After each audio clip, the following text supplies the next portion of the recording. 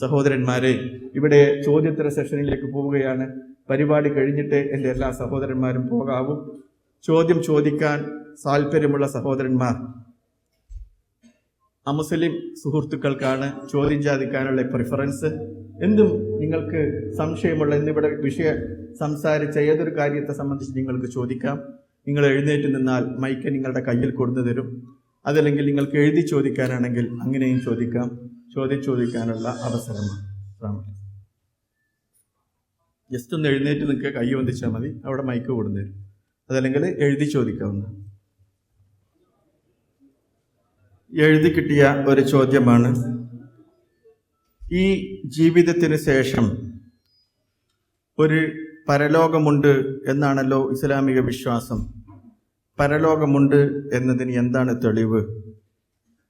അതേ ചോദ്യത്തിൽ തന്നെ എല്ലാ മതങ്ങളും ഏകദൈവത്തെക്കുറിച്ച് പരാമർശിക്കുന്നുണ്ടോ?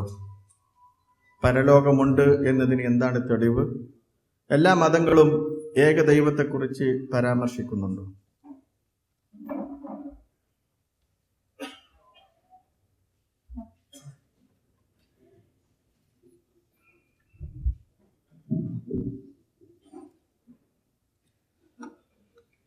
പരലോകമുണ്ട് എന്നതിന് എന്താണ് തെളിവ് എന്നാണ് ഒന്നാമത്തെ ചോദ്യം. തീർച്ചയായും വളരെ അടിസ്ഥാനപരമായ പ്രസക്തമായൊരു ചോദ്യമാണ്. യഥാർത്ഥത്തിൽ മരണത്തിന് ശേഷം ഒരു ജീവിതം, ഇത് അടിസ്ഥാനപരമായി മനുഷ്യരുടെ മുഴുവനും മനസ്സ് ആഗ്രഹിക്കുന്ന ഒരു മനസ്സിന്റെ പ്രോഗ്രാമാണ് എന്നുള്ളതാണ് ഒരു യാഥാർത്ഥ്യം. കാരണം ഈ ഭൂമിയിൽ നമ്മളെല്ലാവരും നീതിയും നന്മയും ആഗ്രഹിക്കുന്നു. മനുഷ്യ മനസ്സിന്റെ അടിസ്ഥാനപരമായ ചോദനയാണ് നീതിക്കു വേണ്ടിയുള്ള തേട്ടം. ഈ ഭൂമിയിലാകട്ടെ നീതി പലപ്പോഴും നിലനിൽക്കുന്നില്ല എന്നത് സത്യം. നിലനിർത്താൻ കഴിയില്ല എന്നത് അതിനേക്കാളും വലിയ സത്യം. ഒരു പരിമിതമായ അർത്ഥത്തിൽ മാത്രമേ എത്ര നീതിനിഷ്ഠമായ ഭരണ സംവിധാനമാണെങ്കിലും അവർക്ക് നീതി നടപ്പാക്കാൻ കഴിയും. പരിമിതമായ അർത്ഥത്തിൽ മാത്രം. നമുക്കറിയാം, നന്മക്ക് വേണ്ടി ജീവിതം മുഴുവനും ഒടിഞ്ഞു വെച്ച ആളുകൾ ചരിത്രത്തിൽ ഉണ്ടായിട്ടുണ്ട്. അവർക്ക് സമൂഹം നൽകിയത് കല്ലേറും മുൾക്കിരീടവുമായിരുന്നു. തിന്മകൾ ചെയ്ത് ഈ ലോകത്തെ ഭീഭത്സമാക്കി തീർത്ത ആളുകളുണ്ട്. അവർ അധികാരത്തിന് ഉന്നത ശ്രേണിയിലിരുന്നു കൊണ്ടാണ് പലപ്പോഴും മരണപ്പെട്ടത്. ഇത് നീതിയല്ല എന്ന് നമുക്കറിയാം. പക്ഷേ ആരാണ് നീതി നൽകുക? ഞാൻ സൂചിപ്പിക്കുന്നത്, നീതിക്ക് വേണ്ടിയുള്ള അടിസ്ഥാനപരമായ ഒരു തേട്ടം നമ്മുടെ എല്ലാ മനസ്സിലുണ്ട്. നമ്മുടെ നാട്ടിലെ പ്രശ്നങ്ങൾ കേൾക്കുമ്പോൾ, പ്രത്യേകിച്ച് പിഞ്ചു പൈതം ബാലികമാരെ പ്രയാസപ്പെടുത്തിയ കശ്മലനക്കാരെ കുറിച്ച് കേൾക്കുമ്പോൾ നമ്മൾ പറയും, അവർക്ക് കിട്ടേണ്ടതാണ്, അവർക്ക് കിട്ടണം. അവർ നശിപ്പിച്ച പെൺകുട്ടികളുടെ പിതാക്കൾക്ക് മാതാക്കൾക്ക് ആഗ്രഹമുണ്ട് അവരെ പിച്ചി ചീന്തണമെന്ന്. പക്ഷേ നമ്മുടെ നിയമ സംവിധാനത്തിന് ചെയ്യാൻ കഴിയുന്നതിന് പരിമിതിയുണ്ട്. ആ പരിമിതിക്കപ്പുറത്തൊക്കെ പോകാൻ കഴിയുന്നില്ല. കഴിഞ്ഞാൽ തന്നെയും ഏറ്റവും നീതിയിഷ്ടമായി നടത്തിയാൽ പോലും എന്താ ചെയ്യാൻ പറ്റുക? ഒരാളെ കൊന്നവനെ നമുക്ക് തിരിച്ചയാൾ കൊല്ലാം. ഒരു നിമിഷം കൊണ്ട് 5 ലക്ഷം മനുഷ്യരെ ചുട്ടുചാമ്പലാക്കിയ ആറ്റം ബോംബ് വർഷിച്ചവനെ നമുക്ക് എന്ത് ചെയ്യാൻ പറ്റും? അയാൾ പിടിക്കപ്പെട്ടാൽ തന്നെ അയാൾ ചെയ്ത തിന്മയുടെ ഫലങ്ങൾ തലമുറകളായി നിലനിൽക്കുന്നു. ഇന്നും അവിടെ ജനിക്കുന്ന ഹിരോഷിമയിലും നാഗസാക്കിയിലും ജനിക്കുന്ന കുഞ്ഞുങ്ങൾക്ക് അംഗവൈകല്യമുണ്ട്. അപ്പോ അയാൾ പിടിക്കപ്പെട്ടാൽ തന്നെ തലമുറകൾ കഴിഞ്ഞിട്ടുണ്ടാകാൻ പോകുന്ന അയാളുടെ പ്രവർത്തനത്തിന്റെ ഫലത്തിന് എങ്ങനെയാണ് പ്രതിഫലം നൽകാൻ കഴിയുക? നന്മയാണെങ്കിലും അങ്ങനെയാണ്. മനുഷ്യന് നന്മയും തിന്മയും തലമുറകൾ നീണ്ടു നിൽക്കുന്ന ഫലങ്ങൾ ചെയ്യുന്ന നന്മ ചെയ്യാനും കഴിയും, തിന്മ ചെയ്യാനും കഴിയും. അങ്ങനെ ചെയ്യുന്ന ഇയാൾക്ക് അയാളുടെ ജീവിതകാലത്ത് നമുക്ക് ഒരിക്കലും പ്രതിഫലം നൽകാൻ കഴിയില്ല. എങ്കിൽ പിന്നെ ഞാൻ എന്തിനു നന്മ ചെയ്യണം? ഇതേതൊരു സാധാരണക്കാരൻ്റെയും മനസ്സിന്റെ പ്രോഗ്രാമാണ്. ഞാൻ ആദ്യം പറഞ്ഞു, ഒരു പാവപ്പെട്ട സ്ത്രീ, അവൾക്ക് അധികാരമില്ല, സമ്പത്തില്ല. അവളുടെ അയൽപക്കക്കാരൻ അധികാരമുണ്ട്, സമ്പത്തുണ്ട്. അവൾക്ക് ചെറിയ ഭൂമിയിൽ അവൾ ജീവിക്കുന്നു. അവളെ ഭൂമി തട്ടിയെടുക്കാൻ അയാൾ ശ്രമിക്കുന്നു, അവളെ പീഡിപ്പിക്കുന്നു, പ്രയാസപ്പെടുത്തുന്നു. അവൾക്കൊന്നും ചെയ്യാൻ പറ്റുന്നില്ല. അപ്പോൾ അവൾ ഒരു ആത്മകഥം എന്ന മണ്ണം പറയും, പടച്ചോൻ കൊടുത്തോളൂ, പടച്ചോൻ കൊടുത്തോളൂ. ഇതൊരു ആത്മകഥമാണ്, മനസ്സിന്റെ പ്രോഗ്രാമാണ്. പക്ഷേ പടച്ചവൻ കൊടുക്കുന്നില്ല. ഈ ഭൂമിയിൽ പലപ്പോഴും പലരും വെള്ളിക്കരണ്ടിയും വായിൽ, മരിക്കുന്നത് സ്വർണ്ണക്കരണ്ടി വായിൽ വെച്ചിട്ടാണ്. വെള്ളിക്കരണ്ടിയിൽ നിന്ന് സ്വർണ്ണക്കരണ്ടിയിലേക്കുള്ള ദൂരം ചൂഷണങ്ങളുടെ, പീഡനങ്ങളുടെ, പിടിച്ചുപറികളുടെ ദൂരമാണ്. അവർ സുഖിച്ചുവിടെ ജീവിച്ചു. ഒരു നീതിയുടെ ലോകമില്ലെങ്കിൽ പിന്നെ ആളുകളോട് നന്മ ചെയ്യണമെന്ന് പറയുന്നതിൽ എന്തർത്ഥം? അതാണ് ഞാൻ പറഞ്ഞത്, മനസ്സിന്റെ പ്രോഗ്രാമാണ് മരണാനന്തര ജീവിതം എന്നത്. മനുഷ്യകർമ്മങ്ങൾ, അതിന് എല്ലാത്തിനും ലക്ഷ്യമുണ്ട്. ഞാനിവിടെ വർത്തമാനം പറയുന്നത് എന്തിനാണ്? ഞാൻ പറയുന്നത് ചില ആശയങ്ങളുണ്ട്, അത് നിങ്ങളുടെ മനസ്സിലേക്ക് ഇട്ടുതരാനാണ്. ഏത് കർമ്മത്തിനും അതിനപ്പുറത്താണ് ലക്ഷ്യം.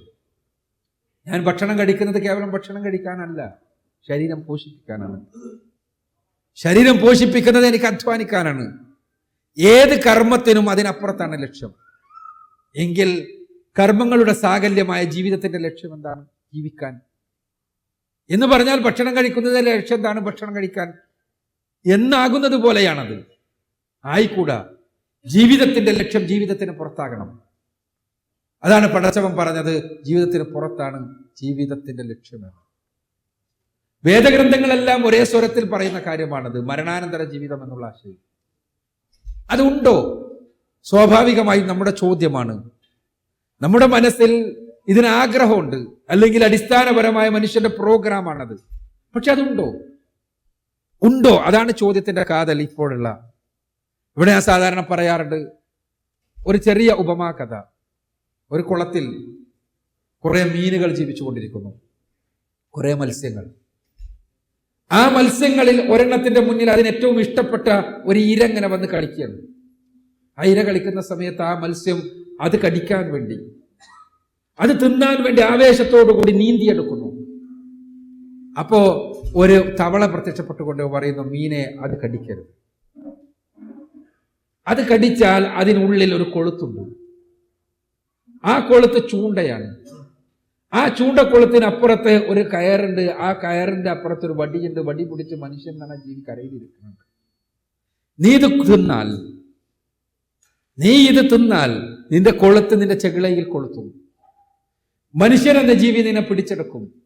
കരയിലെത്തിയാൽ നിനക്ക് പിന്നെ ജീവൻ ഉണ്ടാകില്ല. നിന്റെ ശരീരവുമായി അയാൾ അയാളുടെ വീട്ടിലേക്ക് പോകും. വീട്ടിൽ അയാളുടെ ഭാര്യ എന്ന വലിയ ഭീകര ജീവിയുണ്ട്. അവൾ വലിയ കത്തി എന്ന സാധനമുണ്ട്, അതുമായി നിന്നെ വെട്ടും. നിന്റെ ശരീരത്തെ വെട്ടിയിട്ട് മുളക് തേക്കും. മുളക് തേച്ചിട്ട് ചീനച്ചട്ടിയിൽ വറുത്തെടുക്കും. എന്നിട്ട് അവർ രണ്ടുപേരും മക്കളും കൂടി തിന്നും. ഇത് മീനിനോട് പറഞ്ഞു കൊടുക്കുകയാണ് തവള. മീനിന് എന്ത് മാർഗമുണ്ട്? മീനിനെ നിഷേധിക്കാം. എന്ത് പറയാം? അങ്ങനെ ഒരു കരയിൽ, ഈ കുളത്തിനപ്പുറത്ത് അങ്ങനെ കരയില്ല. മീനിന് ചിലപ്പോൾ കുറച്ചുകൂടി നല്ല യുക്തിവാദിയാകാം. ചീനച്ചട്ടിയിൽ പോയിട്ട് തിരിച്ചു വന്ന വല്ല മീനും ഉണ്ടോ ഇത് പറഞ്ഞു തരാൻ ചോദിക്കാം. എന്നാൽ മീൻ യഥാർത്ഥത്തിലുള്ള ബുദ്ധിയുള്ള മീനാണെങ്കിൽ ചെയ്യേണ്ടത് ആദ്യം ഈ മത്സ്യത്തിന്, ഈ എന്നോട് വന്ന് പറയുന്ന തവളക്ക്, ഈ വെള്ളത്തിനപ്പുറത്തുള്ള, ഈ കടലിന്, ഈ കുളത്തിനപ്പുറത്തുള്ള വല്ല ലോകവും ഉണ്ടെങ്കിൽ അതിനെക്കുറിച്ച് വിവരം കിട്ടാൻ വല്ല മാർഗവും ഉണ്ടെന്ന് അന്വേഷിക്കണം നമ്മൾ ചെയ്യണം. അപ്പോൾ അവൻ അന്വേഷിക്കുമെങ്കിൽ അവന് മനസ്സിലാകും തവളക്ക് വെള്ളത്തിൽ മാത്രമല്ല കരയിലും ജീവിക്കാൻ പറ്റും. അപ്പൊ കരയിലിരിക്കുന്ന മനുഷ്യൻ എന്ന ജീവിയെ കാണാൻ എനിക്ക് വെള്ളത്തിലിരുന്ന് കഴിയില്ലെങ്കിലും പുറത്തു പോകാൻ കഴിയുന്ന തവളക്ക് അതിന് സാധിക്കും. ഇത് അന്വേഷിച്ചാൽ തീർച്ചയായും മീനിന് മനസ്സിലാകും.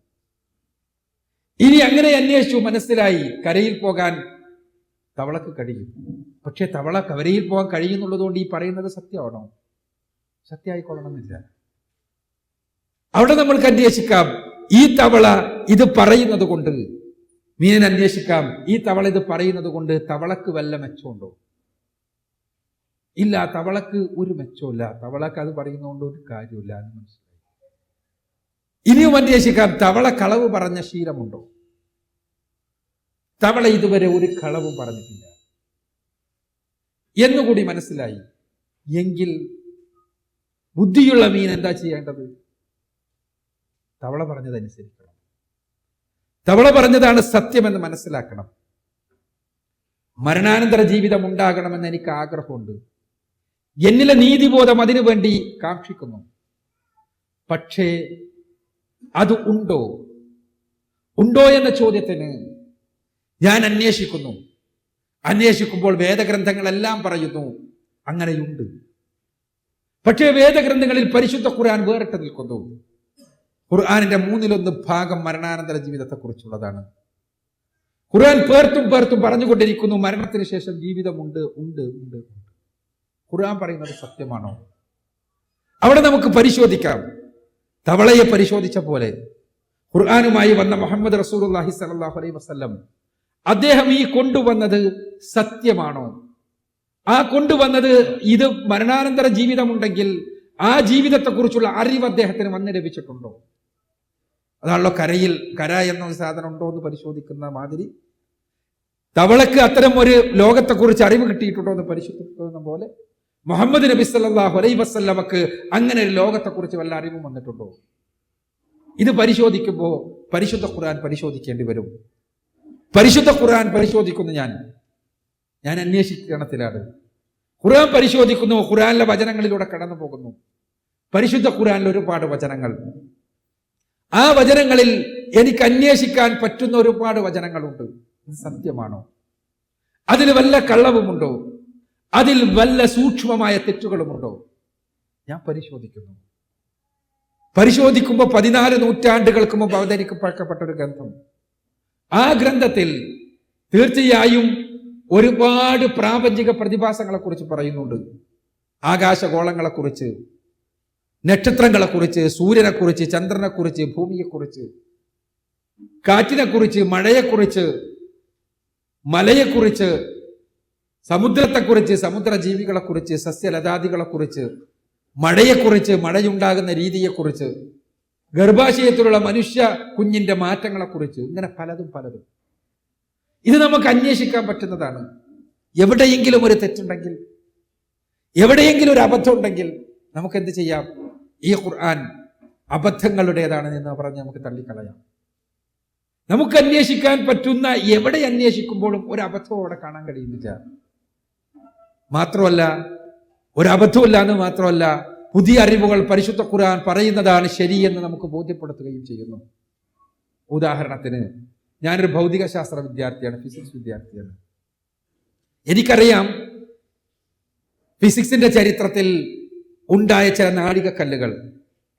1929 മുൻപ് ഭൗതിക ശാസ്ത്രം വിചാരിച്ചിരുന്നത് ഈ പ്രപഞ്ചം എല്ലായ്പ്പോഴും ഇതേപോലെ തന്നെയാണ് എന്നായിരുന്നു.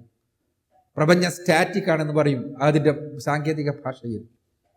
പ്രപഞ്ചത്തിന് മാറ്റമൊന്നുമില്ല, എല്ലായ്പ്പോഴും മൊത്തത്തിലുള്ള പ്രപഞ്ചം ഇങ്ങനെ തന്നെയാണ്. പ്രപഞ്ചത്തിന് അകത്ത് മാറ്റം ഉണ്ടാകാം, പക്ഷെ മൊത്തത്തിലുള്ള പ്രപഞ്ചം ഇങ്ങനെ തന്നെയാണ് എന്നായിരുന്നു. 1929 ഈ ഒരു ചിന്താഗതിയെ ഭേദിച്ചുകൊണ്ട് എഡ്വിൻ പി ഹബിൾ എന്ന ശാസ്ത്രജ്ഞൻ വലിയ ഒരു തത്വവുമായി കടന്നു വന്നത്. അദ്ദേഹം പറഞ്ഞത് പ്രപഞ്ചം വികസിച്ചു കൊണ്ടിരിക്കുന്നു.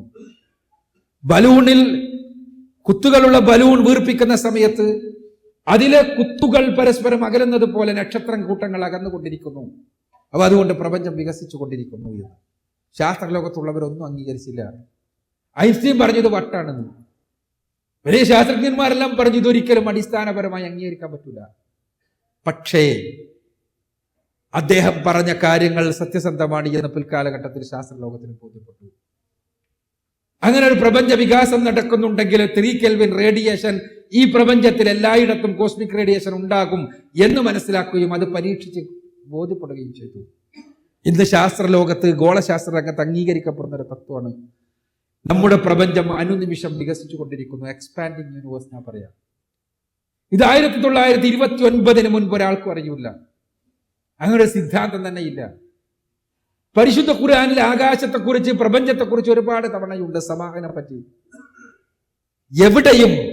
അത് എല്ലായ്പ്പോഴും മാറ്റമില്ലാത്തതാണ് എന്ന് പറയുന്നില്ല. എവിടെയെങ്കിലും ഈ പ്രപഞ്ചം മാറ്റമില്ലാത്തതാണ് എന്ന ഒരു വചനം പരിശുദ്ധ ഖുർആനിൽ ഉണ്ടായിരുന്നെങ്കിൽ 929 ശേഷം നമുക്കത് വലിച്ചെറിയേണ്ടി വരുമായിരുന്നു. പരിശുദ്ധ ഖുർആനിൽ അങ്ങനെ ഇല്ല എന്ന് മാത്രമല്ല, പരിശുദ്ധ ഖുർആനിൽ അത്ഭുതകരമായ ഒരു വചനം പരിശുദ്ധ ഖുർആനിൽ നമുക്ക് കാണാൻ കഴിയും.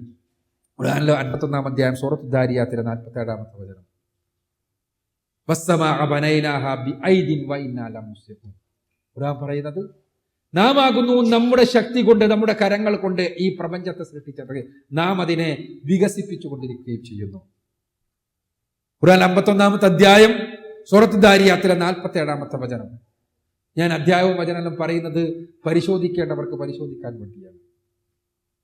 തീർച്ചയായും വികസിപ്പിച്ചുകൊണ്ടിരിക്കുന്നു. പരിശുദ്ധ ഖുർആൻ 14 നൂറ്റാണ്ടുകൾക്ക് മുമ്പ് പറഞ്ഞത്, എഡ്വിൻ പി ഹബിൾ പറയുന്നതിന് മുമ്പ് ശാസ്ത്രലോകത്തിന് അറിയാത്തത്.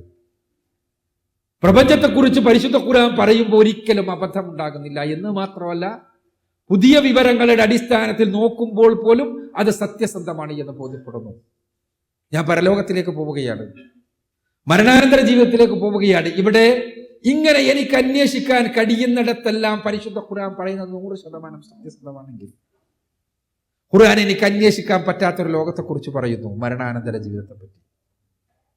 എനിക്ക് അന്വേഷിക്കാൻ കഴിയുന്നതിടത്ത് മുഴുവൻ 100% സത്യമായത് കൊണ്ട് തന്നെ പരിശുദ്ധ ഖുർആൻ ദൈവികമാണ്, സൃഷ്ടികർത്താവിൽ നിന്നുള്ളതാണ് എന്ന് എനിക്ക് മനസ്സിലാകുന്നു. അപ്പോൾ പിന്നെ ആ സൃഷ്ടികർത്താവ് തന്നെയാണ് മരണാനന്തര ജീവിതത്തെക്കുറിച്ച് പറഞ്ഞത് എന്ന് എനിക്ക് ബോധ്യപ്പെടുന്നു. ഒന്നാമത് മരണാനന്തര ജീവിതമുണ്ട് എന്നതിന് തെളിവ് പരിശുദ്ധ ഖുർആനാണ്. രണ്ടാമത്തെ തെളിവ് മുഹമ്മദ് റസൂലുള്ളാഹി സ്വല്ലല്ലാഹു അലൈഹി വസല്ലമയുടെ ജീവിതമാണ്. ഞാൻ നേരത്തെ പറഞ്ഞു, തവള കളവ് പറഞ്ഞിട്ടുണ്ടോ എന്ന് നോക്കണം. മുഹമ്മദ് നബി 40-ാമത്തെ വയസ്സിലാണ് മനുഷ്യരോട്, മക്കയിലുള്ള ആളുകളോട് വന്ന് പറഞ്ഞത്, എന്റെ സഹോദരങ്ങളെ, മരണത്തിന് ശേഷം ഒരു ജീവിതമുണ്ട്, അവിടെ രക്ഷാശിക്ഷകളുണ്ട്. ഇത് അദ്ദേഹം പറഞ്ഞത് എന്തിനാണ്? 40 വയസ്സുവരെ അത്യാവശ്യം കുഴപ്പമില്ലാതെ ജീവിച്ചയാളാണ് അദ്ദേഹം. അനാഥനായിരുന്നു ചെറുപ്പത്തിൽ. പക്ഷെ തന്റെ 25-ാമത്തെ വയസ്സിൽ അദ്ദേഹം അവിടുത്തെ കച്ചവടം ചെയ്യുന്ന വർത്തക പ്രമുഖയായ സ്ത്രീയായ ഖദീജ റളിയല്ലാഹു അൻഹയെ വിവാഹം ചെയ്തതിനു ശേഷം അത്യാവശ്യം കുഴപ്പമില്ലാതെ നല്ല രൂപത്തിൽ ജീവിച്ചു വരികയായിരുന്നു അദ്ദേഹം. അദ്ദേഹത്തിന്റെ ജീവിതത്തിലാകട്ടെ ആളുകളുടെ അംഗീകാരത്തിന് ഒരു കുറവുണ്ടായിരുന്നില്ല. മക്കക്കാർ മുഴുവനും അദ്ദേഹത്തെ വിളിച്ചത് അൽ-അമീൻ എന്നാണ്, സത്യസന്ധൻ എന്ന്. അദ്ദേഹത്തിൽ ഒരു ചതിയോ വഞ്ചനയോ കളവോ അവർ 40 വയസ്സ് വരെ ദർശിച്ചിട്ടില്ല.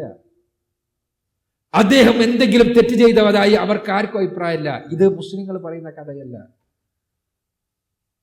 മുഹമ്മദ് നബിയുടെ ഏറ്റവും വലിയ ശത്രുവായിരുന്ന അബൂജഹൽ പറഞ്ഞത്, മുഹമ്മദ് കളവ് പറയുന്നത് നമുക്ക് അഭിപ്രായമില്ല, പക്ഷേ മുഹമ്മദ് കൊണ്ടുവന്ന മതം കളവാണ് എന്നാണ്.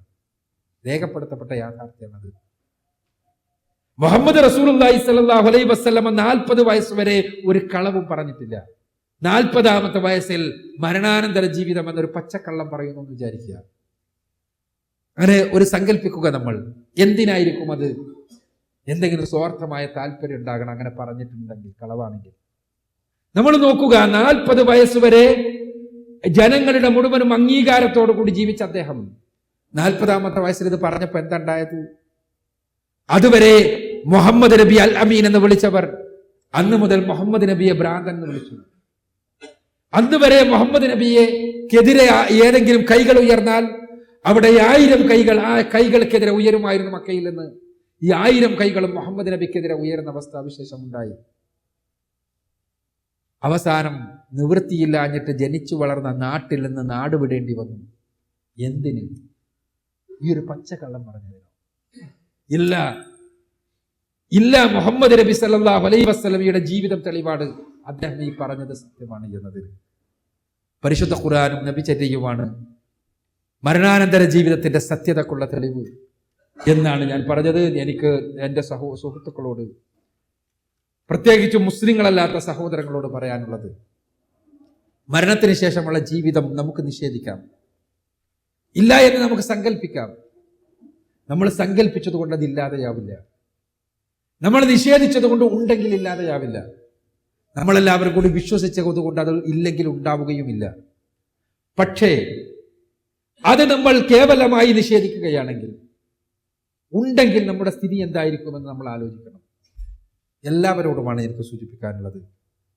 ഇല്ല എന്ന് നമ്മളുടെ നിഷേധിച്ച് നമ്മളുടെ മരണം കഴിഞ്ഞ് അങ്ങനെ ഒരു ജീവിതമുണ്ടെങ്കിൽ, പരിശുദ്ധ ഖുർആൻ പറഞ്ഞതുപോലെയുള്ള ഒരു ജീവിതമുണ്ടെങ്കിൽ, പരിശുദ്ധ ഖുർആൻ പറഞ്ഞതുപോലെയുള്ള സ്വർഗ നരകങ്ങൾ ഉണ്ടെങ്കിൽ, പരിശുദ്ധ ഖുർആൻ പറഞ്ഞതുപോലെയുള്ള രക്ഷാശിക്ഷകളുണ്ടെങ്കിൽ എന്റെയും നിങ്ങളുടെയും അവസ്ഥ എന്തായിരിക്കും? അതുകൊണ്ട് അപ്പോൾ നമുക്ക് തിരുത്താൻ കഴിയില്ല. അതുകൊണ്ട് ഇല്ല എന്ന് ഉറപ്പുവരുത്തുന്നതിന് വേണ്ടിയെങ്കിലും മരണാനന്തര ജീവിതത്തെക്കുറിച്ച് കൃത്യമായി പറയുന്ന ഗ്രന്ഥം എന്നുള്ള നിലക്ക് പരിശുദ്ധ ഖുർആനിനെ ഒന്ന് വായനക്കെങ്കിലും നമ്മൾ സന്നദ്ധമാവുക. ഖുർആൻ വായിച്ചിട്ട് ഖുർആൻ പഠിച്ചിട്ട് നമുക്ക് മരണാനന്തര ജീവിതം ഇല്ല എന്ന് നമുക്ക് ബോധ്യപ്പെട്ടാൽ നമുക്കത് ഒഴിവാക്കാം. പക്ഷേ നമ്മളത് പരിശോധിക്കാതെയും പഠിക്കാതെയും മനസ്സിലാക്കാതെയും ഇല്ല എന്ന സങ്കല്പത്തിൽ ജീവിച്ചു പോയാൽ ശാശ്വതമായ ജീവിതം ഏത് സമയത്തും, നമ്മളുടെ ജീവിതം ഇവിടെ നിന്ന് അവസാനിച്ചിട്ട് ശാശ്വതമായ ജീവിതം മരണത്തിന് ശേഷമാണ് എന്ന് പരിശുദ്ധ ഖുർആൻ.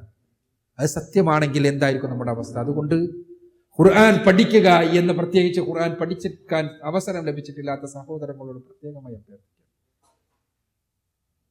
രണ്ടാമത്തെ ചോദ്യം, ഒരു ചോദ്യമാണ് ഒരു സമയത്ത് പറയാൻ പാടുള്ളൂ.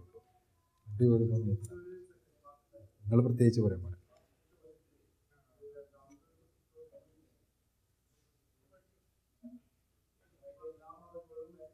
അതേ പറഞ്ഞത് ഒരു കടലാസിൽ അങ്ങനെ 2 ചോദ്യങ്ങൾ എഴുതാൻ പാടില്ല എന്ന് പറഞ്ഞു. നിങ്ങൾ ചോദിക്കുന്ന ആളുകൾ ഒരു ചോദ്യമാണ് ഒരു സമയത്ത് ചോദിക്കാൻ പാടുള്ളൂ. കാരണം ബാക്കിയുള്ള ആളുകൾക്കും ചോദിക്കാൻ അവസരം ഉണ്ടാവണല്ലോ. അതുകൊണ്ട് എല്ലാ മതങ്ങളും എന്താ വായിച്ചത്?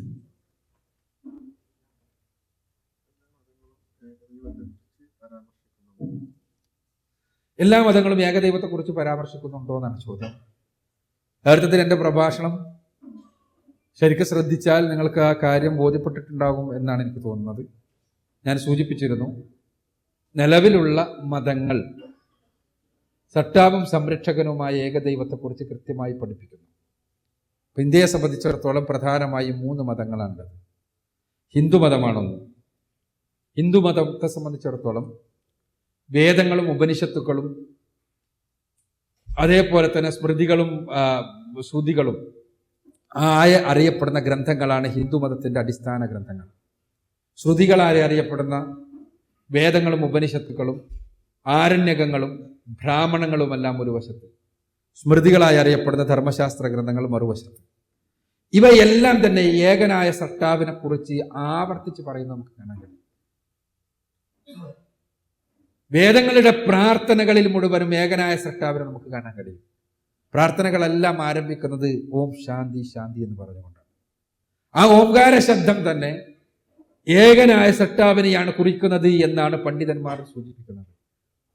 ബൃഹദാരണ്യകോപനിഷത്തിലെ വളരെ പ്രശസ്തമായ ഒരു മന്ത്രം നമുക്കറിയാം. ഓം അസതോമാ സദ്ഗമയ തമസോമാ ജ്യോതിർഗമയ മൃത്യോമാ അമൃതംഗമയ. ഇരുട്ടിൽ നിന്ന് വെളിച്ചത്തിലേക്ക്, അസത്യത്തിൽ നിന്ന് സത്യത്തിലേക്ക്, മരണത്തിൽ നിന്ന് ജീവിതത്തിലേക്ക്, നിത്യജീവനിലേക്ക് ഈ സട്ടാവെ നീ ഞങ്ങളെ നയിക്കണമേ എന്നാണ് പ്രാർത്ഥന.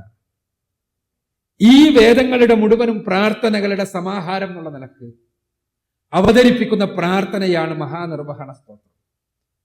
മഹാനിർവഹണ സ്തോത്രം നമ്മൾ വായിച്ചാൽ നമുക്ക് കാണാൻ കഴിയും, സൃഷ്ടികർത്താവായ തമ്പുരാനെയാണ് അതിലെ സ്തോത്രങ്ങളിൽ മുഴുവനും അടിസ്ഥാനപരമായി പ്രാർത്ഥിക്കുന്നത്.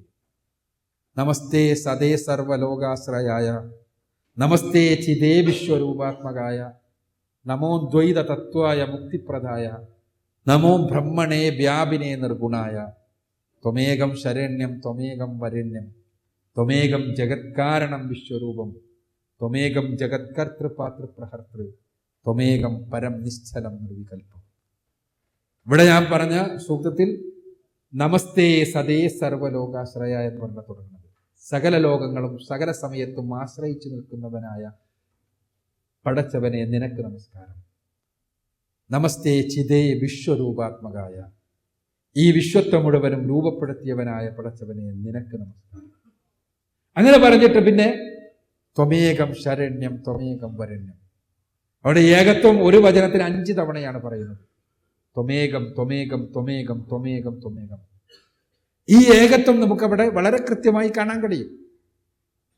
പക്ഷേ പിൽക്കാലഘട്ടത്തിൽ ഈ ഏകനായ സൃഷ്ടാവിനെ ആരാധിക്കുന്നതിന് പകരം മറ്റ് സൃഷ്ടിപൂജയിലേക്ക് പോയി എന്നുള്ളത് ബൈബിളിലെ പുസ്തകങ്ങളിൽ അടിസ്ഥാനപരമായ 10 കൽപ്പനകളുണ്ട്. പഴയ നിയമത്തിൽ അടിസ്ഥാനപരമായ 10 കൽപ്പനകൾ നമ്മൾ കാണുക പുറപ്പാട് പുസ്തകത്തിലെ 20-ാം അധ്യായത്തിൽ 1 മുതൽ 10 വരെയുള്ള വചനങ്ങളിലാണ്. അതിൽ 1-ാമത്തെ കൽപ്പന തന്നെ നിന്റെ ദൈവമായ കർത്താവ് ഞാനാകുന്നു, ഞാനല്ലാതെ മറ്റ് ദൈവങ്ങൾ, മറ്റ് ആരാധ്യന്മാർ നിനക്കുണ്ടാകരുത്. മുകളിൽ ആകാശത്തിലോ കീഴഭൂമിയിലോ ഭൂമിക്കടിയിൽ വെള്ളത്തിലോ ഉള്ള യാതൊന്നിന്റെയും വിഗ്രഹം നീ ഉണ്ടാക്കരുത്. നീ അവക്ക് മുന്നിൽ നമസ്കരിക്കുകയോ അവയെ ആരാധിക്കുകയോ ചെയ്യരുത് എന്നാണ്. ഇത് 1-ാമത്തെ കൽപ്പന. ഈ കൽപ്പന സൃഷ്ടാവ് ഏകനാണ് എന്ന് ബൈബിളിൽ പഴയ നിയമത്തിലെ പുസ്തകങ്ങളിലെല്ലാം കാണാം. ക്രിസ്തു വന്നപ്പോൾ ക്രിസ്തു പഠിപ്പിച്ചത് എന്താണ്? ഞാൻ നേരത്തെ സൂചിപ്പിച്ചു. മാർക്കോസിന്റെ സുവിശേഷം 12-ാം അധ്യായത്തിലെ 30-ാമത്തെ വചനത്തിൽ അദ്ദേഹം ക്രിസ്തുവിനോട് ഫരിസേയരിൽപ്പെട്ട ഒരു വേദജ്ഞാനി ചോദിക്കുകയാണ്, ഏതാണ് ഏറ്റവും പ്രധാനപ്പെട്ട കൽപ്പന? അദ്ദേഹം പറയുന്നത് നമ്മുടെ ദൈവമായ കർത്താവ് ഏക കർത്താവ് എന്നതാണ് ഏറ്റവും പ്രധാനപ്പെട്ട കൽപ്പന. അപ്പോൾ ദൈവം ഏകനാണ് എന്ന വിഷയത്തിൽ വേദഗ്രന്ഥങ്ങളെ അഭിപ്രായ വ്യത്യാസമല്ല. പരിശുദ്ധ ഖുർആൻ ഈ ഏകനായ സൃഷ്ടാവിനെ കൃത്യമായി നിർവചിക്കുന്നതാണ് നമ്മൾ കാണുന്നത് പരിശുദ്ധ ഖുർആനിലെ ചെറിയ ഒരു അധ്യായമായ സൂറത്തുൽ ഇഖ്ലാസിൽ. വേദഗ്രന്ഥങ്ങൾ മുഴുവനും പഠിപ്പിക്കുന്ന ആശയങ്ങളുടെ സമഞ്ജസമായ സമ്മേളനമാണ്, വളരെ സംക്ഷിപ്തമായ രൂപമാണ് ഇത്. സൂറത്തുൽ ഇഖ്ലാസ്, ഖുൽ ഹുവല്ലാഹു അഹദ്. അല്ലാഹു അഹദാണ് എന്ന് പറയുക. അല്ലാഹു അവൻ ഏകനാകുന്നു. ആ ഏകത്വം എന്നുള്ളത് അഹദ് എന്ന് പറഞ്ഞാൽ 2 രൂപത്തിലാണ് അതുള്ളത്. ഒന്ന്, അസ്തിത്വത്തിൽ തന്നെ ഏകനാണ്, അള്ളാഹുവിനെ വിഘടിപ്പിക്കാൻ കഴിയില്ല. രണ്ടാമതായി അവന് തതുല്യമായി വേറൊന്നില്ല, അദ്വിതീയനാണ് എന്നുകൂടി അഹദ് എന്ന് പറഞ്ഞാൽ അതിനർത്ഥം. രണ്ടാമത് പറയുന്നത് അള്ളാഹു സമദ്, അള്ളാഹു അവൻ സ്വയം പര്യാപ്തനാണ്, മറ്റൊന്നിന്റെയും ആശ്രയത്തിൽ നിലനിൽക്കുന്നവനല്ല. പരാശ്രയനായി എല്ലാവരും പരാശ്രയരാണ്, എന്തിനെങ്കിലും ആശ്രയിച്ച് നിൽക്കുന്നവരാണ്.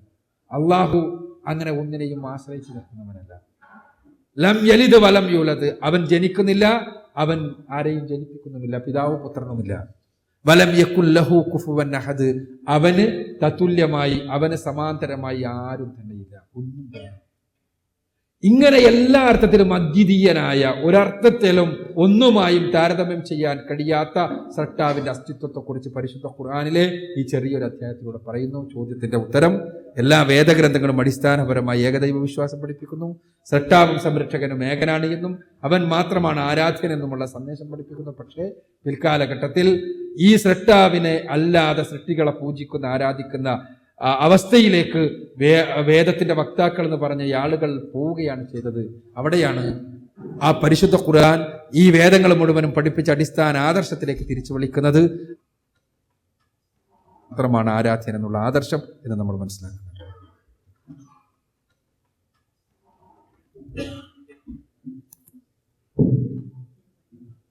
റോഹിംഗ്യൻ മുസ്ലിങ്ങൾ അനുഭവിക്കുന്ന പീഡനങ്ങളെക്കുറിച്ച് ആരും സംസാരിക്കുന്നില്ല. അവർക്ക് വേണ്ടി എന്ത് ചെയ്യാൻ കഴിയുമെന്നാണ് എൻ്റെ സുഹൃത്തിൻ്റെ ചോദ്യം. ആദ്യത്തെ അദ്ദേഹത്തിൻ്റെ നിരീക്ഷണം ശരിയല്ല എന്നാണ് എനിക്ക് ആദ്യം പറയാൻ. റോഹിംഗ്യൻ മുസ്ലിങ്ങൾ അനുഭവിക്കുന്ന പീഡനങ്ങൾ വളരെ ദേശീയമായൊരു പ്രശ്നമാണ്. ലോകത്തുള്ള മുസ്ലിം സംഘടനകളും മുസ്ലിം രാജ്യങ്ങളുമെല്ലാം തന്നെ അതിനെതിരെ ശക്തമായി തന്നെ പ്രതികരിച്ചിട്ടുണ്ട്. മുസ്ലിം രാജ്യങ്ങൾ അവിടത്തേക്ക് ഒരുപാട് സഹായങ്ങൾ അയക്കുകയും ചെയ്തിട്ടുണ്ട്. നമ്മുടെ കേരളത്തിലെല്ലാം അവിടത്തേക്ക് മാത്രമായി നമ്മൾ സഹായം എത്തിക്കാൻ വേണ്ടിയുള്ള പ്രവർത്തനങ്ങൾ നടത്തുകയും ചെയ്തിട്ടുണ്ട്. പക്ഷേ ആ പ്രദേശത്തേക്ക് കടക്കാൻ നമുക്ക് കഴിയില്ല. കാരണം ആ പ്രദേശം ബർമയിലാണുള്ളത്, പുതിയ മ്യാൻമാറിലാണുള്ളത്. മ്യാൻമാർ എന്നുള്ള നിലക്ക് അവിടേക്ക് ചെന്നുകൊണ്ട് ഒരു ദുരിതാശ്വാസ പ്രവർത്തനം നടത്താൻ കഴിയാത്തൊരു സാഹചര്യമാണ്. കാരണം അവരുടെ ദേശീയമായ അതിർത്തിക്കപ്പുറത്താണ്. അപ്പൊ അതുകൊണ്ട് തന്നെ അവിടെ നിന്ന് രക്ഷപ്പെട്ടു വന്ന ആളുകളെ പുനരധിവസിപ്പിക്കുക എന്നുള്ളതിലാണ് ഇപ്പോൾ എന്തെങ്കിലും ചെയ്യുന്നത്. എന്നാൽ മുസ്ലിം രാജ്യങ്ങൾ, പ്രത്യേകിച്ച് നമ്മൾ ജീവിക്കുന്ന സൗദി അറേബ്യ അടക്കമുള്ള രാജ്യങ്ങൾ, മ്യാൻമാറിലേക്ക് ഒരുപാട് സേവനങ്ങൾ ചെയ്യാൻ വേണ്ടിയുള്ള കപ്പലുകളും മറ്റുമെല്ലാം അയക്കുകയുണ്ടായിട്ടുണ്ട്. പിന്നെ പ്രതികരിക്കുന്നില്ല എന്ന് പറഞ്ഞാൽ നിങ്ങൾ ഈ വിഷയത്തിൽ തന്നെ ഒരുപാട് പ്രതികരണങ്ങൾ കാണാൻ പറ്റും. വേണമെങ്കിൽ റോഹിംഗ്യ എന്ന് പറഞ്ഞിട്ട് എൻ്റെ പേരടിച്ചു നോക്കിയാൽ നെറ്റിലെല്ലാം ആ വിഷയത്തിൽ വളരെ വിശദമായി ഉള്ള പഠനങ്ങളും പ്രതികരണങ്ങളും ഞാൻ തന്നെ പേഴ്സണലായിട്ട് ചെയ്തിട്ടുണ്ട്. ഒരുപാട് മുസ്ലിം സംഘടനകൾ ചെയ്തിട്ടുണ്ട്. എല്ലാവരും അത് ചെയ്തിട്ടുണ്ട്. പക്ഷേ അവിടെ നമുക്ക് എല്ലാമുള്ളൊരു പരിമിതിയുണ്ട്. അതെന്താണെന്ന് വെച്ചാൽ അവിടെ ചെന്നുകൊണ്ട് പ്രവർത്തിക്കാൻ നമുക്ക് കഴിയില്ല. എന്തുകൊണ്ടെന്നാൽ അവരുടെ രാഷ്ട്രത്തിന്റെ അതിർത്തിയുടെ പ്രശ്നമുണ്ട്. അതിർത്തിക്കുള്ളിലേക്ക് നമുക്ക് കടക്കാൻ പറ്റില്ല എന്നുള്ളതാണ്. അപ്പൊ അതുകൊണ്ട് ഇല്ല എന്ന് പറയരുത്. തീർച്ചയായും ഒരുപാട് ചെയ്യേണ്ടതുണ്ട്. അവരനുഭവിക്കുന്ന പ്രയാസങ്ങൾ നമ്മുടെ എല്ലാം സങ്കല്പത്തിന് അതീതമാണ്. എന്തുകൊണ്ടെന്നാൽ സ്വന്തം ചോദിക്കാൻ ആളുകളില്ലാത്ത, രാജ്യമില്ലാത്തൊരു വിഭാഗമാണ്. അവര് ജനിച്ച് ജീവിച്ച് വളർന്ന നാട്, ആ നാട്ടിലെ ഭരണാധികാരികൾ പറയുന്നത് നിങ്ങൾ ഇവിടെ ഉള്ളവരല്ല, നിങ്ങൾ ഈ നാട്ടിലെ പൗരന്മാരല്ല, നിങ്ങൾ ഈ നാട്ടിൽ ജീവിക്കാൻ അർഹരല്ല. എന്നാൽ വേറെ ഏതെങ്കിലും നാട്ടിൽ പോകാൻ പറ്റുമോ? അതൊട്ട് പോകാനും പറ്റില്ല. അപ്പൊ അങ്ങനെയുള്ള ഏറ്റവും അധികം ദുരിതം അനുഭവിക്കുന്ന, പ്രയാസങ്ങൾ അനുഭവിക്കുന്ന ആളുകളാണ് റോഹിംഗ്യയിലെ മുസ്ലിങ്ങൾ. അരാഖാൻ എന്ന് പറയുന്ന സ്ഥലത്തുള്ള ആളുകൾ. അവരെ സംബന്ധിച്ചിടത്തോളം അവർക്ക് വേണ്ടി നമ്മൾ പ്രാർത്ഥിക്കണം, നമ്മൾ ശബ്ദിക്കണം. ഒപ്പം തന്നെ അവർക്ക് ആവശ്യമായ സഹായങ്ങൾ ചെയ്യാൻ കഴിയുന്ന എല്ലാ നിലവാരങ്ങളിലും നമ്മൾ ചെയ്യണം എന്ന് നമ്മൾക്ക് ബോധ്യപ്പെടേണ്ടതുണ്ട്. അതേസമയം നമ്മളൊന്നും ചെയ്യുന്നില്ല എന്നുള്ള ഒരു വളരെ ജനറൽ ആയിട്ടുള്ള ഒരു വൽക്കരണം ശരിയല്ല എന്ന് മാത്രം സൂചിപ്പിക്കും. എല്ലാ മുസ്ലിങ്ങളും ഭീകരവാദികളല്ല, എന്നാൽ എല്ലാ ഭീകരവാദികളും മുസ്ലിങ്ങളാണ് എന്ന വാദത്തെ എങ്ങനെ വിലയിരുത്തുന്നു? എല്ലാ മുസ്ലിങ്ങളും ഭീകരവാദികളല്ല, എന്നാൽ എല്ലാ ഭീകരവാദികളും മുസ്ലിങ്ങളാണ് എന്ന വാദത്തെ എങ്ങനെ വിലയിരുത്തുന്നു?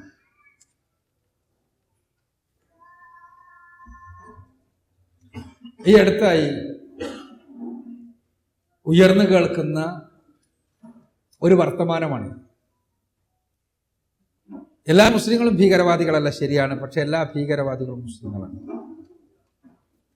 സത്യത്തിൽ എന്താണ് ഭീകരവാദം? ഭീകരവാദം എന്ന് പറഞ്ഞാൽ എന്താണ് എന്ന ചോദ്യത്തിന് ഉത്തരം നൽകാൻ ഇവർക്ക് ഈ പറയുന്ന ആളുകൾക്കൊന്നും കഴിയുന്നില്ല. ഇത് പറയുന്നത് ചിലപ്പോൾ ഇന്ത്യയിലെ സംഘപരിവാര ശക്തികളാണ്. ഗുജറാത്തിൽ 2000-ഓളം വരുന്ന മുസ്ലിങ്ങളെ ചുട്ടുകൊല്ലാൻ നേതൃത്വം വഹിച്ച ആളുകൾ, അത് ഭീകരതയല്ല. ഇത് പറയുന്നത് ചിലപ്പോൾ സാമ്രാജ്യത്വത്തിന്റെ അമേരിക്കൻ ഏജന്റുമാരാണ്. ഇറാഖിലും അഫ്ഗാനിസ്ഥാനിലുമുള്ള പാവപ്പെട്ട പൈതങ്ങളെ രാസായുധങ്ങൾ ഉപയോഗിച്ച് കൊന്നു നശിപ്പിച്ചാൽ അത് ഭീകരതയല്ല. ഈ നൂറ്റാണ്ട് കണ്ട ഏറ്റവും വലിയ ഭീകരൻ, കഴിഞ്ഞ നൂറ്റാണ്ട് കണ്ട, അല്ലെങ്കിൽ ചരിത്രം കണ്ട ആധുനിക കാലഘട്ടത്തിൽ, അത് ഹിറ്റ്ലറാണെന്നുള്ള കാര്യത്തിൽ അഭിപ്രായ വ്യത്യാസം ആർക്കും ഉണ്ടാവില്ല. ഹിറ്റ്ലർ ലക്ഷക്കണക്കിന് മനുഷ്യരെയാണ് ഗ്യാസ് ചാമ്പറിൽ വെച്ച് കൊന്നുകളഞ്ഞത്. അദ്ദേഹത്തിലൂടെയാണ് 2ാം ലോക മഹായുദ്ധത്തിന്റെ കാരണമായി ഭവിച്ചത്. അദ്ദേഹം മുസ്ലിമല്ല. എല്ലാ ഭീകരവാദികളും മുസ്ലിങ്ങളാണെന്നാണല്ലോ പറയുന്നത്. ലോകത്ത് ഇത് വളരെ ജനറലൈസ്ഡ് ആയിട്ടുള്ള സ്റ്റേറ്റ്മെന്റ് ആണ്. ഇന്ത്യയിൽ ഏറ്റവും കൂടുതൽ ഭീകര പ്രവർത്തനം നടത്തിയത് ആരായിരിക്കും? ഒന്നാമത് നമ്മളെല്ലാം മനസ്സിൽ വരിക കാശ്മീരിലെ ഭീകരവാദികൾ, ഹർക്കത്തുൽ മുജാഹിദീൻ എന്നെല്ലാമാണ്. എന്നാൽ ഇന്ന് വരെയുള്ള ഇന്ത്യയുടെ ഹോം ഡിപ്പാർട്ട്മെന്റിന്റെ കണക്കനുസരിച്ച്, ഇന്ത്യയുടെ ആഭ്യന്തര വകുപ്പിന്റെ കണക്കനുസരിച്ച് ഇന്ത്യയിൽ ഏറ്റവും അധികം ഭീകര പ്രവർത്തനങ്ങൾ നടത്തിയിട്ടുള്ള നക്സൽ ഗ്രൂപ്പുകളാണ്.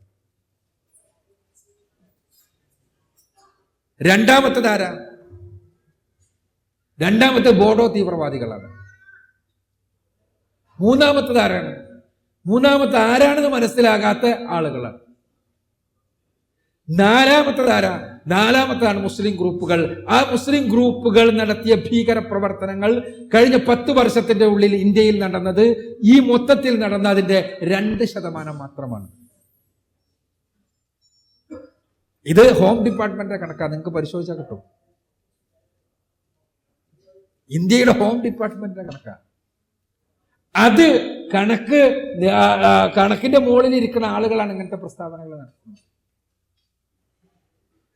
യഥാർത്ഥത്തിൽ മുസ്ലിങ്ങളിൽപ്പെട്ട വളരെ ന്യൂനപക്ഷമായിട്ടുള്ള കുറച്ച് ആളുകൾ ഭീകരതയെ അവരുടെ രാഷ്ട്രീയ ആയുധമായി ഉപയോഗിക്കുന്നുണ്ട് എന്ന വസ്തുത മറച്ചു വെച്ചുകൊണ്ടല്ല നമ്മൾ പറയുന്നത്. പക്ഷേ അതിനേക്കാൾ ഭീകരമാണ് അപ്പുറത്ത് എന്നുള്ള വസ്തുത പലപ്പോഴും മീഡിയകൾ മൂടിവെക്കുകയാണ്. മീഡിയകൾ ആ വസ്തുത മൂടിവെക്കുന്നു.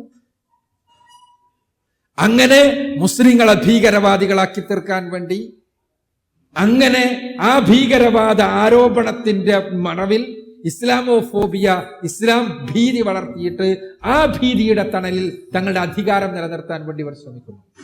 ഇതാണ് നടക്കുന്നത്. ഇവിടെ സൂചിപ്പിക്കപ്പെട്ടു, മുസ്ലിങ്ങൾ ഉണ്ടായാൽ അവിടെ ഭയങ്കര ഭീകരതയാണ് എന്ന് പറയുന്ന ആളുകൾക്ക് മറുപടിയാണ് സൗദി അറേബ്യ. അത് പറയുന്ന ആളുകൾക്ക് മറുപടിയാണ് നമ്മുടെ മലപ്പുറം ജില്ല.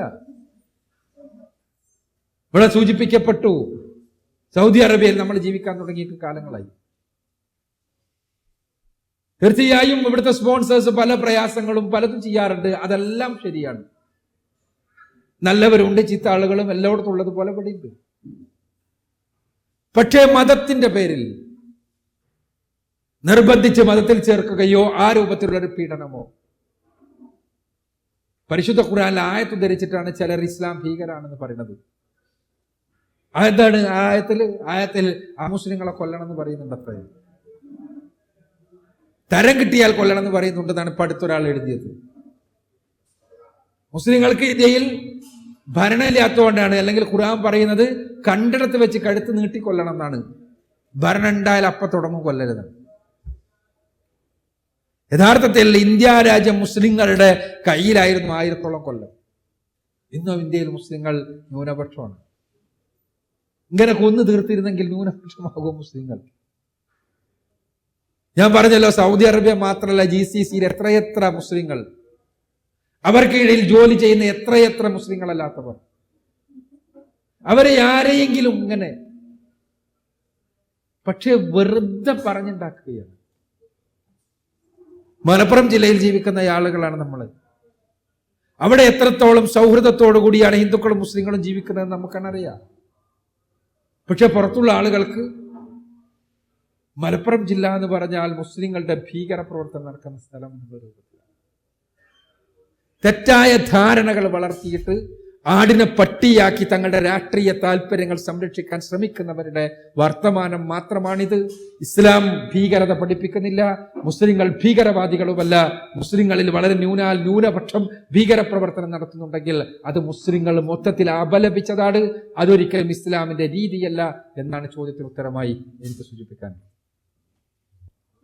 എൻ്റെ സുഹൃത്തിൻ്റെ ചോദ്യം, ക്രിസ്തുവിനെ കുറിച്ച് ഞാൻ ഇസ്ലാമിനെ കുറിച്ചെല്ലാം പഠിക്കുന്നുണ്ട്, പക്ഷേ ക്രിസ്തുവിനെ കുറിച്ച് ഖുർആൻ എന്ത് പറയുന്നു? ക്രിസ്തു ക്രൂശീകരിക്കപ്പെട്ടിട്ട് അങ്ങനെ മനുഷ്യരുടെ പാപങ്ങൾക്ക് വേണ്ടി ക്രിസ്തു തൻ്റെ രക്തം മറുവിലയായി നൽകിയിട്ട് മനുഷ്യരുടെ പാപങ്ങൾ നിന്ന് രക്ഷപ്പെടുത്തി എന്നാണ് ക്രിസ്ത്യാനികൾ വിശ്വസിക്കുന്നത്. അതിനെക്കുറിച്ച് ഖുർആൻ എന്ത് പറയുന്നു എന്നാണ്. ഒന്നാമത് നമ്മൾ മനസ്സിലാക്കുക, ക്രിസ്തുമതത്തിന് പുറത്ത് ഇത്രയധികം ആദരിക്കുന്ന മറ്റൊരു മതദർശനവുമില്ല. യേശു ക്രിസ്തു ആദരിക്കപ്പെടേണ്ടവനാണ് എന്ന് മാത്രമല്ല, യേശു ക്രിസ്തു പ്രധാനപ്പെട്ട പഞ്ചപ്രവാചകന്മാരിൽ ഒരാളാണ് എന്ന് കൃത്യമായി പഠിപ്പിച്ച ദർശനമാണ് ഇസ്ലാം. ക്രിസ്തുവിന്റെ കുടുംബത്തെക്കുറിച്ച് മാത്രം ഒരു അധ്യായമുണ്ട്, ദീർഘമായ അധ്യായം, സൂറത്ത് ആൽ ഇമ്രാൻ, ഖുർആനിലെ 3-ാമത്തെ അധ്യായം. ആൽ ഇമ്രാൻ എന്ന് പറഞ്ഞാൽ ക്രിസ്തുവിന്റെ കുടുംബമാണ്. ഇമ്രാൻ കുടുംബം ക്രിസ്തുവിന്റെ പിതാവിന്റെ പേരാണ്. ക്രിസ്തുവിന്റെ ആ പിതാവഴിയുടെ പേരാണ്. ക്രിസ്തുവിന്റെ പിതാവിന്റെ അല്ല, മറിയമിന്റെ. ക്രിസ്തുവിന്റെ മാതാവായ മറിയത്തിയുടെ പേരിൽ ഒരു അധ്യായം ഖുർആനിലെ 19-ാമത്തെ അധ്യായം, സൂറത്ത് മറിയം. ഇവിടെയെല്ലാം തന്നെ ക്രിസ്തുവിനെ ആദരിക്കുക മാത്രമല്ല, ക്രിസ്തുവിനെ ഉന്നതമായ തലത്തിൽ പ്രതിഷ്ഠിക്കുകയും ചെയ്യുന്നുണ്ട്. യേശു ക്രിസ്തു ചെയ്ത അത്ഭുതങ്ങൾ പരിശുദ്ധ ഖുർആൻ വിശദീകരിക്കുന്നുണ്ട്. ബൈബിളിൽ പറഞ്ഞിട്ടില്ലാത്ത അത്ഭുതങ്ങൾ കൂടി ഖുർആൻ പറയുന്നുണ്ട്. ബൈബിളിൽ യേശു ക്രിസ്തു ചെറുപ്പത്തിൽ തൊട്ടിലിൽ വെച്ച് സംസാരിച്ചത് പറയുന്നില്ല. പരിശുദ്ധ ഖുർആനിൽ മറിയയുടെ ചാരിത്രത്തിൽ സംശയിച്ചുകൊണ്ട് കടന്നു വന്ന യഹൂദ റബ്ബിമാരുടെ മുന്നിൽ യേശുക്രിസ്തു തൊട്ടിലിൽ വെച്ച് ഞാൻ തെരഞ്ഞെടുക്കപ്പെട്ട പ്രവാചകനാണ് എന്ന് സംസാരിച്ചതായി ഖുർആൻ പറയുന്നു. യേശുവിന്റെ ആദ്യത്തെ അത്ഭുതം ഖുർആൻ പറയുന്ന അനുസരിച്ച് അതാണ്. യേശു ചെറുപ്പത്തിൽ തന്നെ കളിമണ്ണ് കൊണ്ട് കിളികളെ ഉണ്ടാക്കിയിട്ട് അവക്ക് ജീവൻ വെപ്പിച്ച് പറന്നിരുന്നു എന്ന് പരിശുദ്ധ ഖുർആൻ പറയുന്നു. ബൈബിളിൽ എവിടെയില്ല യേശു ചെയ്ത അത്ഭുതം.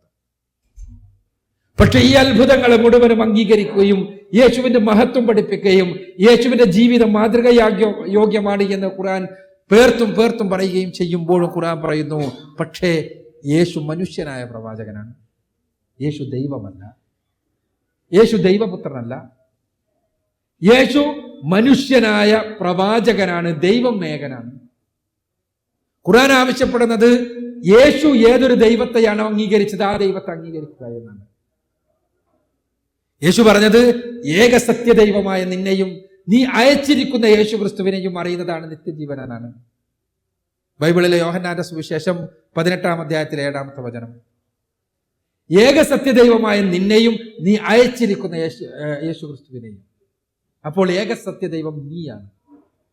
ആ യേശു പഠിപ്പിച്ച ഏക സത്യദൈവത്തെ അറിയാം. യേശു അയക്കപ്പെട്ടവനാണ്. ഇത് ബൈബിളിൽ പറയുന്നത് പരിശുദ്ധ ഖുർആൻ അംഗീകരിക്കുന്നു. യേശു പഠിപ്പിച്ചത് ഏകനായ സൃഷ്ടാവിനെ മാത്രം ആരാധിക്കാനാണ്. മത്തായിയുടെ സുവിശേഷം 4-ാം അധ്യായത്തിലെ 10-ാമത്തെ വചനം, നീ നിന്റെ ദൈവമായ കർത്താവിനെ മാത്രം നമസ്കരിച്ച് അവനെ മാത്രം ആരാധിക്കുക. നമസ്കരിക്കേണ്ടത്, ആരാധിക്കേണ്ടത് ഏകനായ സൃഷ്ടാവിനെ മാത്രമാണ്. യേശു പഠിപ്പിക്കുക, നീ നിന്റെ ദൈവമായ കർത്താവിനെ നമസ്കരിച്ച് അവനെ മാത്രം ആരാധിക്കുക. അവിടെ യേശു പ്രാർത്ഥിച്ചുകൊണ്ട് ജനങ്ങൾക്ക് മാതൃക കാണിക്കുന്നുണ്ട് പല സന്ദർഭങ്ങളിലും. സ്വർഗസ്ഥനായ എൻ്റെ പിതാവേ, അങ്ങയുടെ രാജ്യം വരണമേ എന്ന് പറഞ്ഞ് മത്തായിയുടെ സുവിശേഷത്തിലുള്ള ദീർഘമായ പ്രാർത്ഥനയുണ്ട്. യേശു പ്രാർത്ഥന പഠിപ്പിക്കുകയാണ്. ആരോടാ പ്രാർത്ഥിച്ചത്? സ്വർഗസ്ഥനായ ദൈവത്തിനോട്. യേശുവിന് ഏറ്റവും സന്നിഗ്ധമായ ഘട്ടമുണ്ടായിട്ടുണ്ട്. പിലാത്തോസിന്റെ പടയാളികൾ അദ്ദേഹത്തെ ക്രൂശിക്കുവാൻ വേണ്ടി തെരഞ്ഞു നടക്കുന്നുണ്ട്. ഈ സമയത്ത് ഗെത്സമാന തോട്ടത്തിലേക്ക് യേശു പോകുന്നു. എന്നിട്ട് അദ്ദേഹം മുസ്ലിങ്ങൾ നമസ്കരിച്ച് കിടക്കുന്നത് പോലെ സുജൂദിൽ കിടന്നിട്ട് സാഷ്ടാംഗ പ്രണാമം നടത്തിയിട്ട് അദ്ദേഹം പ്രാർത്ഥിക്കുന്നു. മത്തായിയുടെ സുവിശേഷം നമുക്ക് മത്തായിയുടെ സുവിശേഷത്തിൽ 26-ാമത്തെ അധ്യായത്തിലും ലൂക്കോസിന്റെ സുവിശേഷം 22-ാമത്തെ അധ്യായത്തിലും നമുക്ക് കാണാൻ കഴിയും. കരഞ്ഞ് പ്രാർത്ഥിക്കുന്ന യേശുവിനെ എന്താ പറയുന്നത്? പിതാവേ, കഴിയുമെങ്കിൽ ഈ പാനപാത്രം എന്നിൽ നിന്ന് നീക്കി കളയണമേ, എങ്കിലും എൻ്റെ ഇഷ്ടമല്ല നിന്റെ ഇഷ്ടം നടക്കട്ടെ. യേശു പ്രാർത്ഥിക്കുന്നു. പരിശുദ്ധ ഖുർആൻ പറയുന്നത് യേശു പ്രാർത്ഥിച്ചത് ഏതൊരു ദൈവത്തെയാണോ ആ ദൈവത്തെ മനുഷ്യരെ നിങ്ങൾ പ്രാർത്ഥിക്കണം, യേശുവിനെയല്ല. അവിടെ ഒന്നാമതായി ക്രൈസ്തവ സഹോദരങ്ങളോട് പരിശുദ്ധ ഖുർആന് പറയാനുള്ളത് അതാണ്. രണ്ടാമത് എൻ്റെ സുഹൃത്ത് പറഞ്ഞതുപോലെ ക്രൈസ്തവ ദർശനത്തിന്റെ അടിത്തറ പിൽക്കാലഘട്ടത്തിൽ വിശുദ്ധ പൗലോസ് ഉണ്ടാക്കിയ ഒരു തത്വമാണ്. അത് യേശു ക്രിസ്തു സ്വന്തം രക്തം മറുവിലയായി നൽകി മനുഷ്യരെ പാപങ്ങളിൽ നിന്ന് മോചിപ്പിച്ചു എന്ന തത്വം. ഖുർആൻ അത് അംഗീകരിക്കുന്നില്ല. ഒന്നാമതായി പരിശുദ്ധ ഖുർആൻ പറയുന്നത് അങ്ങനെയൊരു പാപമില്ല എന്നാണ്. നിങ്ങൾ ചെയ്യുന്ന പാപമല്ലാതെ, കർമ്മപാപമല്ലാതെ ജന്മപാപം, ആദിപാപം പരിശുദ്ധ ഖുർആൻ അംഗീകരിക്കുന്നില്ല. ആദിപാപം ജനിക്കുമ്പോൾ തന്നെ ഒരു പാപം, ആദം ചെയ്ത ആ ആദി മാതാപിതാക്കൾ ചെയ്ത അനുസരണക്കേടിനാൽ എല്ലാവരും പാപികളായി തീർന്നു എന്ന സിദ്ധാന്തം ഇസ്ലാം അംഗീകരിക്കുന്നില്ല. അവിടെ ഇസ്ലാം യേശുവിന്റെ പക്ഷത്താണ്.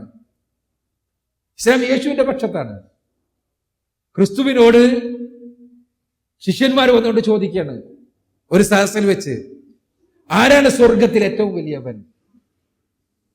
അദ്ദേഹം പറയാ, മത്തായിയുടെ സുവിശേഷം 18-ാം അധ്യായത്തിലെ 1 മുതൽ 3 വരെയുള്ള വചനങ്ങളിൽ യേശു വെറുതെ പറയല്ല, അവിടെ നിന്ന് സദസ്സിൽ നിന്ന് ഒരു ചെറിയ കുട്ടിയെ അങ്ങോട്ട് വിളിക്കുന്നു. ആ കുട്ടിയെ കാണിച്ചിട്ട് പറയുന്നു, നിങ്ങളിൽ ആരെങ്കിലും ഈ കുഞ്ഞിനെ പോലെ ആകുന്നില്ലെങ്കിൽ, പാപരഹിതനാകുന്നില്ലെങ്കിൽ നിങ്ങൾ ആരും സ്വർഗരാജ്യത്തിൽ കടക്കില്ല. ഈ കുഞ്ഞിനെ പോലെ പാപരഹിതനാകുന്നവരാണ്, എളിമയിലാകുന്നവനാണ് സ്വർഗരാജ്യത്തിൽ ഏറ്റവും ഉന്നതൻ. അപ്പൊ കുഞ്ഞാരാ? കുഞ്ഞ് പാപമുള്ളവനാണോ? പാപമുള്ളവനാണെങ്കിൽ യേശു കുഞ്ഞിനെ പോലെ എന്ന് പറയുമോ? അപ്പോൾ ജന്മപാപമില്ല. യേശു പറഞ്ഞു, പരിശുദ്ധ ഖുർആനും അത് പറയുന്നു. ആ ജന്മപാപം ഇല്ലാത്തത് കൊണ്ട് തന്നെ യേശു കുരിശിൽ കിടന്നിട്ട് ആ രക്തത്തിലൂടെ പാപം പരിഹരിക്കേണ്ടതില്ല. നമ്മളെല്ലാം ചെയ്യുന്ന പാപങ്ങളുണ്ട്. ആ പാപത്തിനുള്ള പരിഹാരം എന്താണ്? ദൈവം തമ്പുരാന്റെ മുന്നിൽ ആത്മാർത്ഥമായി പശ്ചാത്തപിച്ച് മടങ്ങി അവനോട് കരഞ്ഞു പ്രാർത്ഥിക്കുക എന്നതാണ് ആ പാപത്തിന്റെ പരിഹാരം. ഇനി ക്രൂശീകരണം സംഭവിച്ചിട്ടുണ്ടോ? പരിശുദ്ധ ഖുർആൻ പറയുന്നു ഇല്ല എന്ന്. വമാ ഖതലുഹു വമാ സലബുഹു വലാകിൻ ശുബ്ബിഹ ലഹു. ഖുർആനിലെ 4-ാമത്തെ അധ്യായം സൂറത്തുൻ നിസാഇലെ 156 6-ാമത്തെ ആയത്ത്. അവർ അദ്ദേഹത്തെ ക്രൂശിച്ചിട്ടില്ല, അവർക്ക് അദ്ദേഹത്തെ കൊല്ലാൻ കഴിഞ്ഞിട്ടില്ല, അവർക്ക് അങ്ങനെ സാദൃശ്യമാക്കപ്പെടുകയാണ് ചെയ്തത്. വൈനല്ലദീന ഇഖ്തലഫൂ ഫീഹി വമീ ശക്കിൻ മിൻഹു. ആ വിഷയത്തിൽ അവർക്ക് അഭിപ്രായ വ്യത്യാസമാണുള്ളത്. ഇവിടെ ക്രൂശീകരിച്ചു എന്ന് ബൈബിൾ പറയുന്നു, പരിശുദ്ധ ഖുർആൻ ക്രൂശീകരിക്കപ്പെട്ടിട്ടില്ല എന്ന് പറയുന്നു. ക്രൂശീകരിച്ചു എന്ന് ബൈബിൾ പറയാൻ കാരണം എന്താണ്? യേശുവിന്റെ രക്തത്തിലൂടെയാണ് പാപത്തിന് പരിഹാരം എന്നാണ് ബൈബിളിന്റെ അടിസ്ഥാന സിദ്ധാന്തം. ഖുർആൻ യേശുവിന്റെ രക്തത്തിലൂടെ എന്നല്ല, ഒരാളുടെയും രക്തത്തിലൂടെ പരിഹരിക്കണമെങ്കിൽ അങ്ങനെ ഒരു പാപം ഉണ്ടായിട്ട് വേണ്ട. അങ്ങനെ ഒരു പാപമേ ഇല്ല എന്ന് ഖുർആൻ. പിന്നെ യേശുവിനെ ക്രൂശിച്ചത് എന്തിനാരാ ക്രൂശിച്ചത്? പിലാത്തോസിന്റെ പടയാളികൾ എന്നാണ് ബൈബിൾ. ആ പിലാത്തോസിന്റെ പടയാളികൾ എന്തിനാ ക്രൂശിക്കാൻ കൊണ്ടുപോയത്? ആവർത്തന പുസ്തകം, പഴയ നിയമത്തിലെ ആവർത്തന പുസ്തകത്തിലെ 20-ാം അധ്യായത്തിലെ 22-ാമത്തെ വചനത്തിൽ കാണാം, മരത്തിൽ തൂക്കപ്പെട്ടവൻ ഇങ്ങനെ കുരിശിൽ തൂക്കപ്പെട്ട ആള് ശപിക്കപ്പെട്ടവനാണ്. അദ്ദേഹം ശപിക്കപ്പെട്ടവനാണ് എന്ന് വരുത്താൻ വേണ്ടിയാണ് അവർ ക്രൂശിക്കാൻ വേണ്ടി സന്നദ്ധമായത്, ക്രൂശിക്കാൻ വേണ്ടി പരിശ്രമിച്ചത്. പരിശുദ്ധ ഖുർആൻ പറയുന്നത് അദ്ദേഹത്തിന്റെ ദാസനെ, ദൈവത്തിന്റെ ദാസനെ, സട്ടാവായ തമ്പുരാന്റെ ദാസനെ ക്രൂശിക്കുവാൻ പടച്ചവൻ അനുവദിച്ചില്ല എന്നാണ്. എന്തുകൊണ്ട്? ക്രൂശിൽ കിടന്നാൽ ശപിക്കപ്പെട്ടവനാണ് എന്നാണ് വിശ്വാസം. യേശുവിന്റെ പ്രാർത്ഥന ഞാൻ നേരത്തെ പറഞ്ഞു. അദ്ദേഹം പൊട്ടിക്കരഞ്ഞുകൊണ്ട് പ്രാർത്ഥിച്ചു. എന്താണ് പൊട്ടിക്കരഞ്ഞ് പ്രാർത്ഥിച്ചത്? ദൈവമേ, പിതാവേ, ഈ പാനപാത്രം എന്നിൽ നിന്ന് നീക്കിക്കളയണമേ കഴിയുമെങ്കിൽ. എന്താ പാനപാത്രം? ക്രൂശീകരണമാകുന്ന പാനപാത്രം. അങ്ങനെ കരഞ്ഞ് പ്രാർത്ഥിച്ചിട്ട് അദ്ദേഹത്തിന്റെ തൊലിയിൽ നിന്ന് വിയർപ്പ് ഗ്രന്ഥികൾക്ക് പകരം രക്തം വരാൻ തുടങ്ങി എന്ന് ലൂക്കോസിന്റെ സുവിശേഷം 22-ാം അധ്യായത്തിലെ 44-ാമത്തെ വചനം. അത്രയും തീവ്രമായ പ്രാർത്ഥന. ആ പ്രാർത്ഥന ദൈവം തട്ടിക്കളഞ്ഞോ? ബൈബിൾ പറയുന്നു ആ പ്രാർത്ഥനക്ക് ഉത്തരമായി ഒരു ദൂതനെ പറഞ്ഞയച്ചു, ഒരു മാലാഖയെ പറഞ്ഞയച്ചു. മാലാഖയെ എന്തിനാ പറഞ്ഞയച്ചത്? മാലാഖയെ പറഞ്ഞയച്ചത് യേശുവിനെ ക്രൂശിക്കുന്നത് നോക്കി നിൽക്കാനാണോ? ഖുർആൻ പറയുന്നത് അല്ല, അദ്ദേഹത്തെ പടച്ചവൻ രക്ഷപ്പെടുത്തിയെന്നാണ്. പരിശുദ്ധ ഖുർആൻ പറയുന്നത് അദ്ദേഹത്തെ പടച്ചവൻ രക്ഷപ്പെടുത്തുകയും ആകാശത്തിലേക്ക് ഉയർത്തുകയും ചെയ്തു എന്നാണ്. അങ്ങനെ രക്ഷപ്പെടുത്തപ്പെട്ട വ്യക്തിയാണ് യേശു ക്രിസ്തു എന്നാണ്. അതുവഴി ശാപത്തിന്റെ മരക്കുരിശിൽ എന്ന അദ്ദേഹത്തെ രക്ഷപ്പെടുത്തി എന്നാണ്. ഖുർആൻ മാത്രമല്ല, ബൈബിളിൽ ഉൾപ്പെടുത്തപ്പെടാത്ത ചില ഗ്രന്ഥങ്ങൾ, അന്ന് ഒരുപാട് സുവിശേഷങ്ങൾ ഉണ്ടായിരുന്നു. അതിൽ 4 സുവിശേഷങ്ങൾ മാത്രമാണ് നിഖിയ സുനഹദോസിന് ശേഷം സ്വീകരിക്കപ്പെട്ടത്, അഥവാ ക്രിസ്തുവാബ്ദം 325 ശേഷം. അതിൽ ബൈബിളിൽ ഉൾപ്പെടുത്തപ്പെടാത്ത ഒരു സുവിശേഷമാണ് ബർണബാസിന്റെ സുവിശേഷം. ബർണബാസിന്റെ സുവിശേഷം പറയുന്നത് ഖുർആൻ പറയുന്നത്, അഥവാ യേശുവിനെ ക്രൂശിക്കാൻ കഴിഞ്ഞില്ല, യേശു അത്ഭുതകരമായി പടച്ചവൻ രക്ഷപ്പെടുത്തി, യേശുവിനെ ഒറ്റുകൊടുക്കാൻ വേണ്ടി ശ്രമിച്ച ജൂദാസിനെയാണ് അവർ ക്രൂശിച്ചത്. അതെന്താണ് എന്ന് നമുക്കറിയില്ല. പക്ഷെ എന്തായിരുന്നാലും പരിശുദ്ധ ഖുർആൻ പറയുന്നത് യേശു ക്രൂശിക്കപ്പെട്ടിട്ടില്ല, യേശുവിനെ പടച്ചവൻ രക്ഷപ്പെടുത്തി എന്നാണ്. അതാണ് പ്രത്യാശ നൽകുന്ന, വലിയ സന്ദേശം നൽകുന്ന ഖുർആൻ. ഇത്തരം പൊട്ടിക്കരഞ്ഞ് പ്രാർത്ഥിച്ചിട്ട് ആ പ്രാർത്ഥന ദൈവം കേട്ടു എന്നും അദ്ദേഹത്തെ രക്ഷപ്പെടുത്തി എന്നും പറയുമ്പോൾ, യഥാർത്ഥത്തിൽ ക്രിസ്തുമതത്തിന്റെ അടിസ്ഥാന സിദ്ധാന്തമായ ഈ ആദിപാപ സിദ്ധാന്തവും ക്രൂശീകരണത്തിലൂടെ, രക്തത്തിലൂടെ മനുഷ്യരുടെ പാപങ്ങൾ കഴുകിക്കളഞ്ഞു എന്ന സിദ്ധാന്തവും, പിതാവും പുത്രനും പരിശുദ്ധാത്മാവും ചേർന്ന ഏകദൈവമെന്ന സിദ്ധാന്തവും ഇസ്ലാം അംഗീകരിക്കുന്നില്ല. ഇസ്ലാം പറയുന്നത് സൃഷ്ടാവേകനാണ്, യേശു ക്രിസ്തു സൃഷ്ടാവിന്റെ ദൂതൻ മാത്രമാണ് എന്നാണ്. അതേപോലെ തന്നെ ഇസ്ലാം പറയുന്നത് ആദി പാപമില്ല, പാപം മനുഷ്യർ ചെയ്യുന്നത് മാത്രമാണ്, അതിനുള്ള പരിഹാരമാകട്ടെ പശ്ചാത്താപമാണ് എന്നാണ്. ക്രൂശീകരണത്തെ കുറിച്ച് ഇസ്ലാം പറയുന്നത് യേശു ക്രൂശീകരിക്കപ്പെട്ടിട്ടില്ല, അദ്ദേഹം രക്ഷപ്പെടുകയാണ് ചെയ്തത് എന്നാണ്.